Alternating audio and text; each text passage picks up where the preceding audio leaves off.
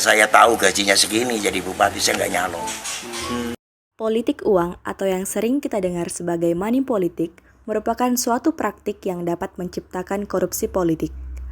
Politik uang sebagai the mother of corruption adalah persoalan utama dan yang paling sering terjadi di Indonesia.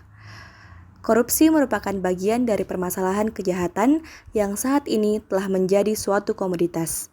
Bahkan ketika berlangsungnya kampanye partai politik ataupun kampanye pemilihan presiden dan wakil presiden, korupsi kerap kali menjadi sebuah tema kampanye yang mereka agung-agungkan.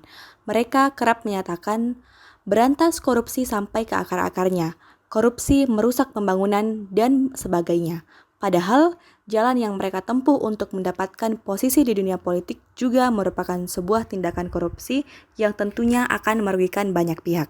Politik uang atau money politik menjadi corong utama menciptakan seorang pemimpin yang pro terhadap kepentingan pribadi dan kelompok. Politik uang mengakibatkan biaya politik seorang pemimpin saat proses pemilihan menjadi mahal. Tentu, ketika seorang kandidat yang terpilih dengan proses suap-menyuap akan berpikir bagaimana modal yang dikeluarkan kembali dan bukan berpikiran untuk kepentingan rakyat. Praktik politik uang yang menciptakan korupsi politik ini telah menjadi budaya masyarakat Indonesia dalam setiap perhelatan pemilu, pilkada, ataupun pilkades. Tentu perlu adanya upaya untuk mencegah praktik politik uang dan menyadarkan masyarakat bahwa praktik politik uang merupakan praktik yang merugikan masyarakat dalam jangka panjang. Selain itu, praktik politik uang ini menjadi corong utama penyebab munculnya pemimpin yang korup dan tidak pro terhadap rakyat. Maka, menyadarkan masyarakat untuk melakukan perlawanan politik uang ini sangat penting untuk memposisikan masyarakat sebagai good citizen, serta memposisikan masyarakat sebagai kontrol roda pemerintahan. Dampak korupsi dalam pemilu sangat beragam. Salah satu contohnya ialah ketika politisi yang terpilih dengan cara korup, maka dipastikan akan melakukan praktik korupsi ketika berkuasa.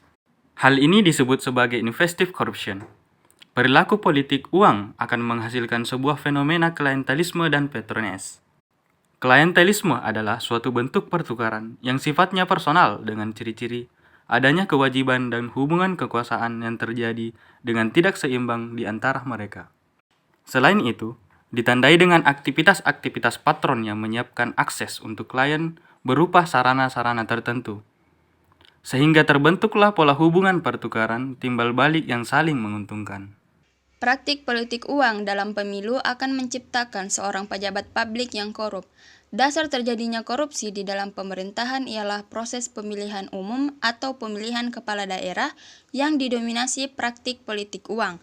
Akibatnya ialah biaya politik yang tinggi, maka sesungguhnya dalam menanggulangi praktik politik uang ini perlu adanya sentuhan pendidikan politik yang baik di masyarakat desa agar masyarakat memahami hak dan kewajiban mereka sebagai good citizen.